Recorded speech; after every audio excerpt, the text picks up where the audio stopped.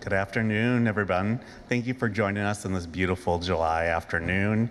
My name is Greg Sandoval. I am a Senior Public Programs Specialist at the Getty Museum.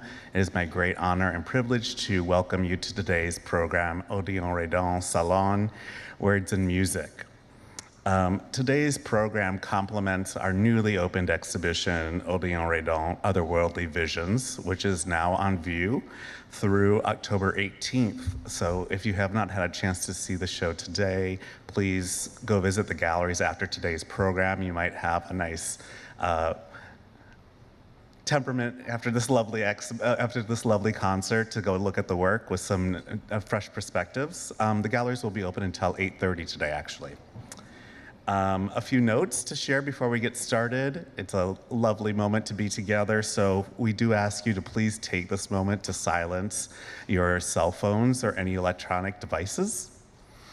And today's program format will consist of a lecture, a 30-minute lecture by exhibition curator Danielle Canter, who I will be introducing in just a moment, and that will be followed by a 45-minute concert organized by Ambroise Aubran. Please refer to your program for notes for the names of the pieces and the bios of all the distinguished performers in today's concert. Now I'd like to introduce our speaker, Danielle Canter. She is the assistant curator in the Department of Drawings here at the J. Paul Getty Museum, where she is responsible for the care and the presentation of French drawings and the pastel collection. Her curatorial projects include the wonderful Redon exhibition, Otherworldly Visions, as well as some other shows here at the Getty, including A Brush with Nature, romantic landscape drawings, and exploring the Alps. Please join me in welcoming Danielle to the stage.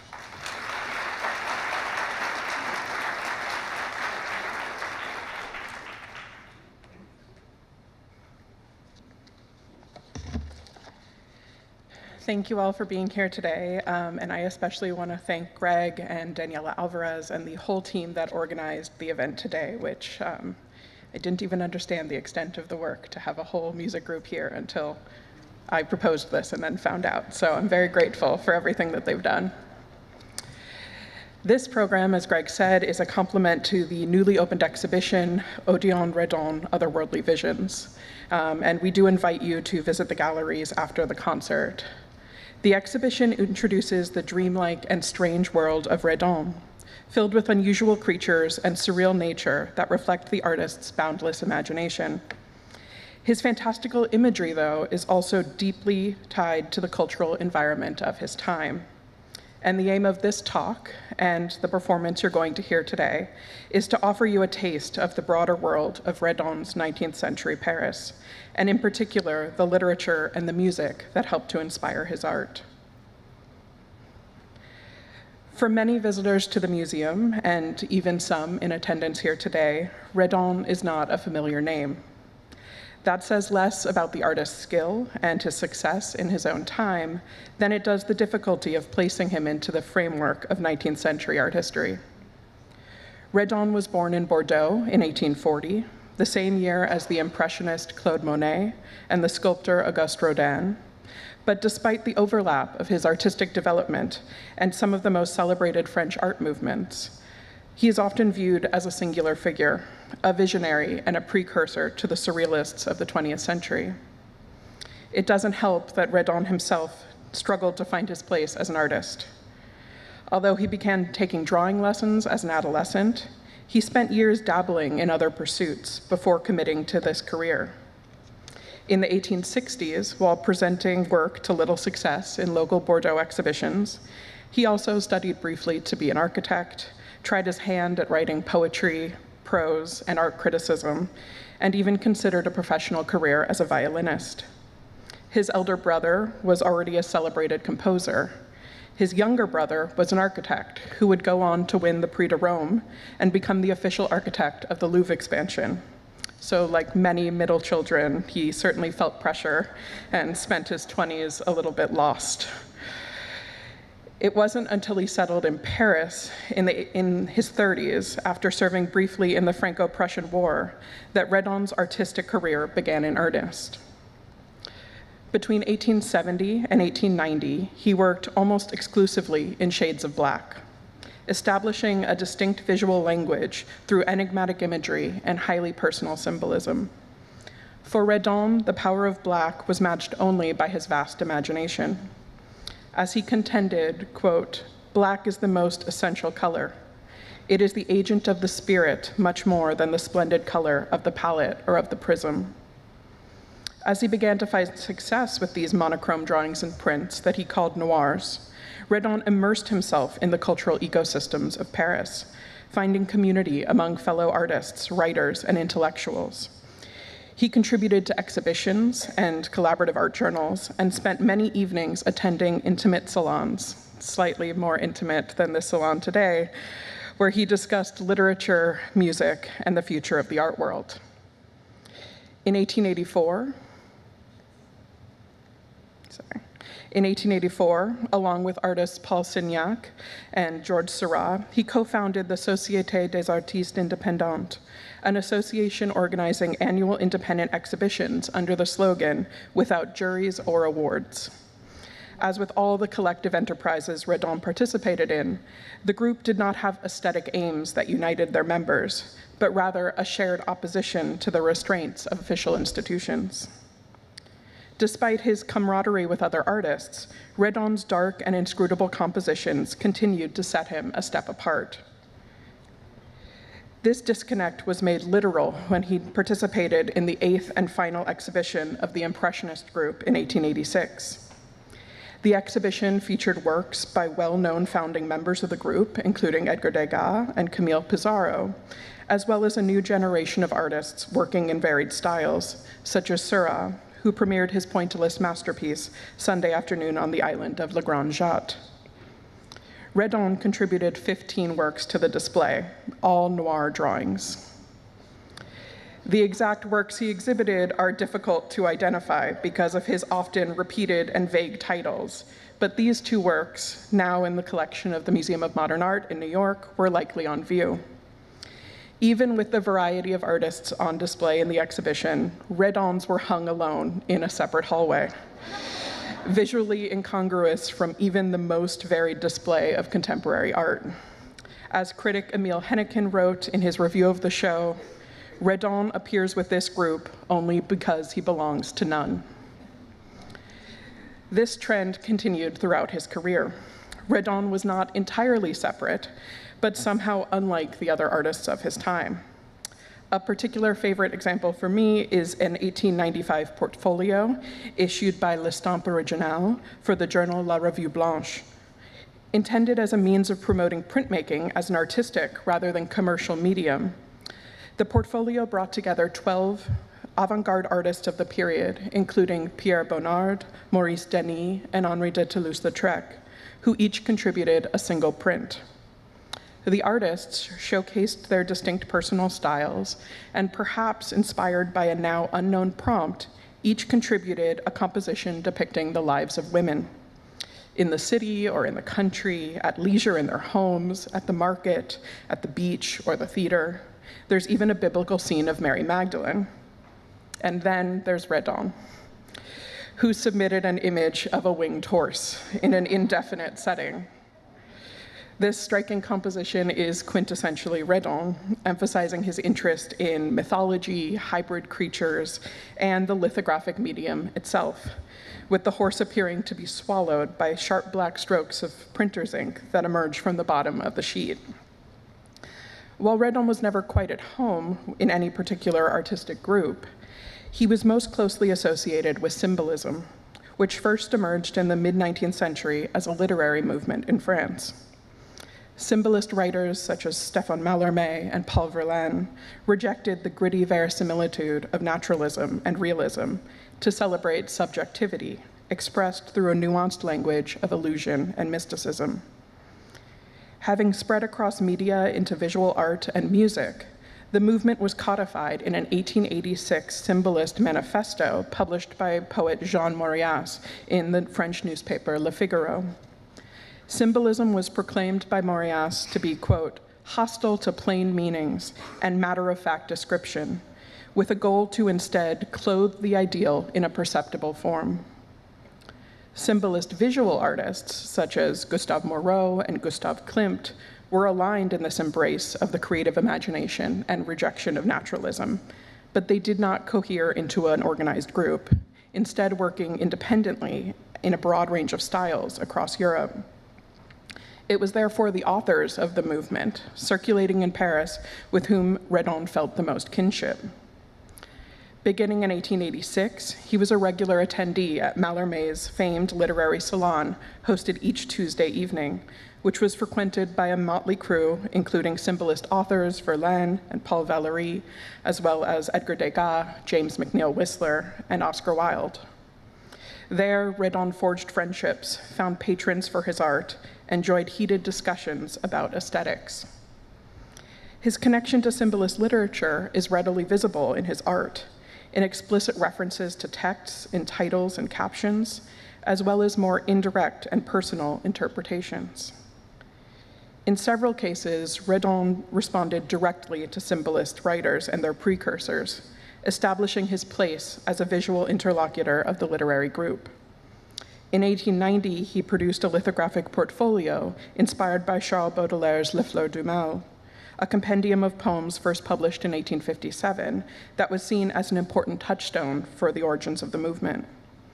Redon titled each print after a quote from the text, but the images were reproductions of some of his earlier drawings, creating evocative pairings through this disconnect. He also collaborated with his friend, Mallarmé, on a series of prints to accompany a volume of poetry that was unfortunately left unfinished after the writer's untimely death in 1898. Mallarmé's text resists interpretation, and the indecipherable quality of Redon's image matches the ambiguity of the language and the writer's distinct typographical arrangements. His personal admiration for Baudelaire and Mallarmé aside, Redon's relationship to literature was omnivorous. Any type of text could be processed through his unique visual lens, chewed up and reinterpreted, taking what was useful and discarding the rest.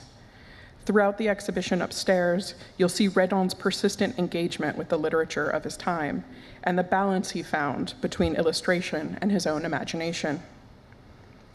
His Battle of the Bones takes inspiration from a passage of Maurice Bouchard's darkly comic 1880 poem of the same name, which tells the story of two men who kill each other in a duel over a lover and, after death and burial, return to her home to continue the battle. Redon responded to the sights and sound of Bouchard's ghastly scene. A terrible battle ensued for an hour. The sharp, strident sound of iron instruments clanging against skulls could be heard. Good heavens, what vigor! Truly, for mere spirits, they behaved well. Sometimes it was an arm that, severed from the body, fell with a crash. Sometimes a half-dislocated jaw, a leg dislocated by the blow of a shovel, a tibia broken that littered the carpet. Setting them against an opaque background of deep black charcoal, Redon fashioned the fine details of the bones from the bare tan paper, crafting their forms out of absence. He eschewed any descriptive setting, the black field divorcing the animated skeletons from the particulars of Bouchard's story to allow for open interpretation. But this separation of imagery and text was not always his goal. Just a year later, Redon began a series of works inspired by the American writer Edgar Allan Poe, a project that allowed him to combine the benefit of literary association with creative autonomy. Poe had died in 1849, but many of his works were translated into French for the first time by Baudelaire in the 1850s and 60s, leading to a revival of popularity among writers and visual artists in France. With his penchant for the strange and macabre, Redon found a kindred spirit in Poe, while also taking advantage of the American's fame and the similarities that critics saw between them to elevate his own status. A review of the drawings he exhibited in the Impressionist exhibition in '86 even referred to him rather uncreatively as, quote, the Edgar Allan Poe of the graphic arts. The 6 lithographs in his 1882 portfolio to Edgar Poe include direct allusions to the American's writings, including The Masque of the Red Death, seen here at center, but primarily display more abstract references to the two men's shared inclination towards mystery and terror. Several feature motifs that Redon had previously developed and would continue to employ, such as his famous eye balloon.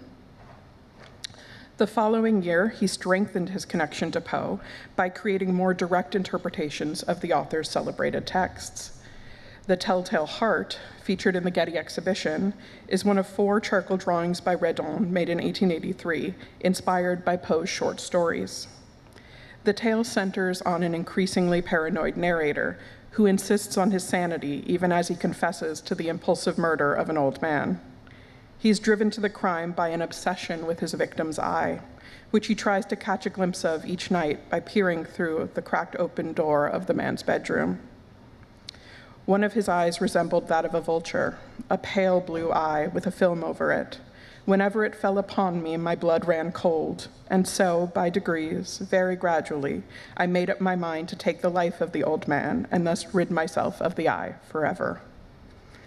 Redon focuses his drawing on the eye, set in a dark abyss surrounded by planks of wood crafted through the careful application of charcoal on brown paper. Despite the more straightforward approach to illustration, the image still allows for ambiguity in Poe's narrative. Is this the old man's vulture-like eye, or that of the obsessive narrator that gazes out from the darkness? Does the illusionistic wood refer to the bedroom door, or rather the floorboards under which he will later bury the body?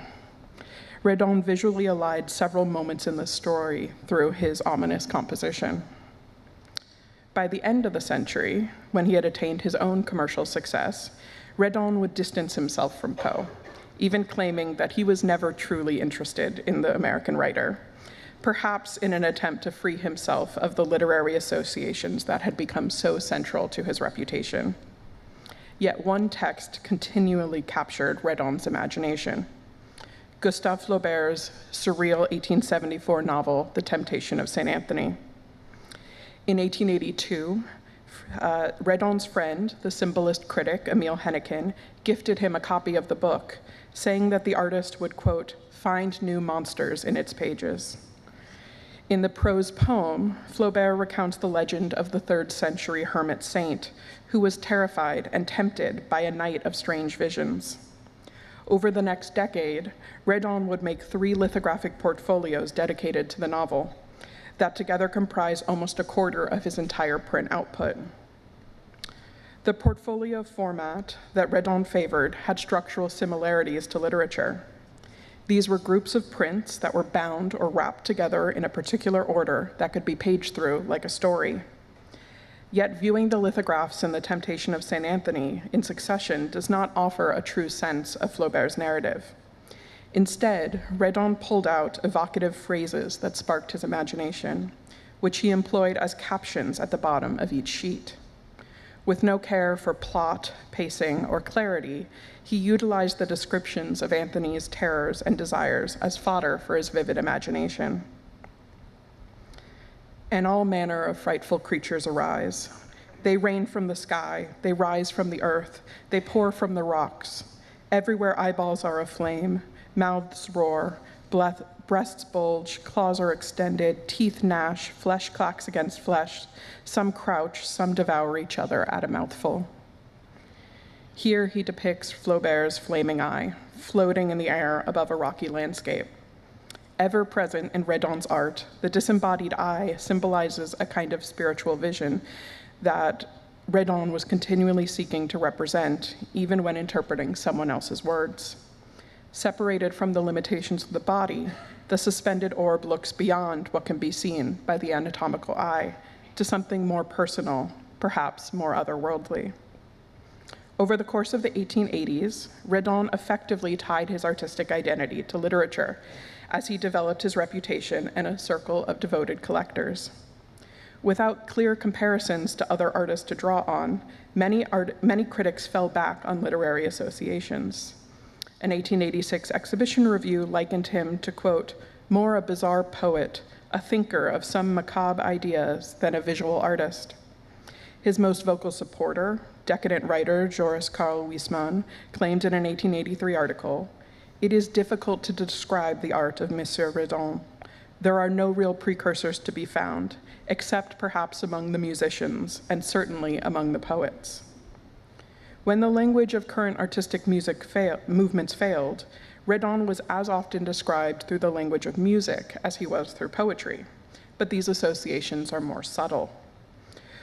Walking through the exhibition or any display of Redon's work, literary allusions confront you at every turn, while music is only a rare visual presence.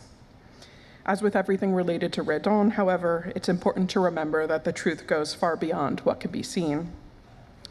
Redon had a lifelong passion for music that serves as a through line in his personal writings. His memories are particularly of his brother Ernest, a celebrated pianist. In a letter to a friend in 1897, he recollected, "When I was born, he already played. Still in the cradle, I heard Beethoven and Bach. I was born on a sound wave. There is not a recollection of my early childhood that is not linked to melody, to music of quality. Later, as an adolescent, I listened to then still little-known works by Berlioz, Schumann, Chopin. Our family home was filled with it. Music surely left its mark on my soul."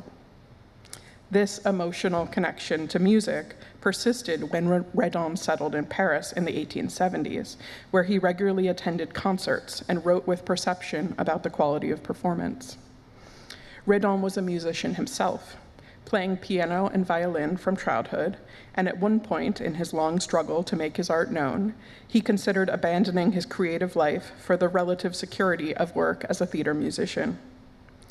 In the mid-1870s, he regularly attended the Wednesday evening musical and literary salon at the home of Madame Berthe de Resac. Redon was in awe of the luminaries he encountered there, but music helped him to overcome his shyness. Quote, "There were principal players. I was in the second or third rank on any given day. When no one else was talking, I was a bit more involved, but it was music that became the special language, and so humbly I turned the score sheets." In these intimate settings, he befriended many of the composers of the day, whose music you'll hear later in today's program, such as Claude Debussy, who invited Redon to design sets for a project that unfortunately never came to fruition. Redon became a close friend of the composer Ernest Chausson after they met at the Resac Salon. The two men formed a musical duo and would perform Beethoven sonatas together in intimate concerts, with Chausson on the piano and Redon on the violin. Considering the important role music played in his life, it's reasonable to ask why there are so few representations of music in Redon's oeuvre. His 11 print portfolios include series dedicated to visual artists, authors, novels, and biblical stories, but none are dedicated to the composers or musicians he held in such high regard. One exception is the handful of prints and paintings he created featuring characters from the operas of German composer Wagner, who was greatly admired by many symbolist writers and musicians. The figure studies of Parsifal and Brunhilde include references to the characters' costumes, but lack musicality or any particular allusion to the broader compositions.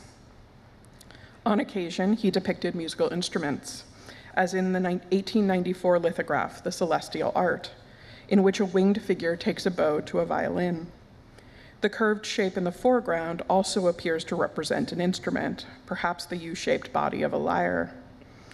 Despite representing the act of playing, and even Redon's preferred instrument, this work similarly struggles to convey musicality. Like the oversized pensive profile on the right, which lacks a visible ear, we are disconnected from the auditory world he was seeking to portray. Among symbolist artists, the question of whether visual art was capable of representing musical experience remained in dispute.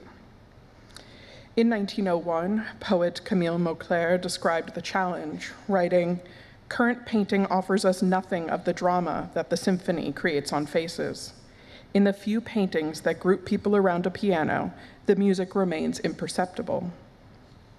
Despite his occasional inclusion of musical motifs, Redon argued that the challenge was pointless, not to say impossible.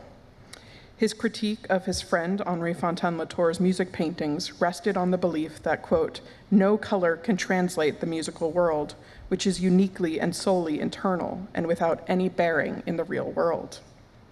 But that isn't to say that music wasn't present in his art. Redon often described his works as pictorial expressions, interpretations, or equivalents of music, as did his contemporary critics. In 1891, cultural critic Jules Destrée described how Redon's lithographs, here referred to as drawings, evoked musical emotions and sensations. Quote, Redon's drawings have no other meaning and purpose than to awaken, through a special arrangement of tones and lines, an aesthetic emotion evocative of dreaming. Just as in many people's minds, sound evokes and forms fleeting images, in an analogous and instinctive fashion, Redon's drawings awaken indecisive harmonies within us. It was this fleeting and evasive element of Redon's music that Redon referred to when he described his own art. In his collection of personal writings, published in 1913, he wrote, "My drawings inspire and do not provide definitions. They do not determine anything. Just like music, they place us within an ambiguous world of the indeterminate." This assessment reflects a widespread interest in correspondences between the arts among 19th century French painters, musicians, and writers. This was articulated in Baudelaire's poem titled Correspondences in Les Fleurs de Mal, which described linking the arts into a system of relationships. Like dwindling echoes gathered far away into a deep and thronging unison, huge as the night or the light of day, all sense and sound and colors meet as one. Perfumes they are as sweet as the oboe's sound, green as the prairies, fresh as a child's caress.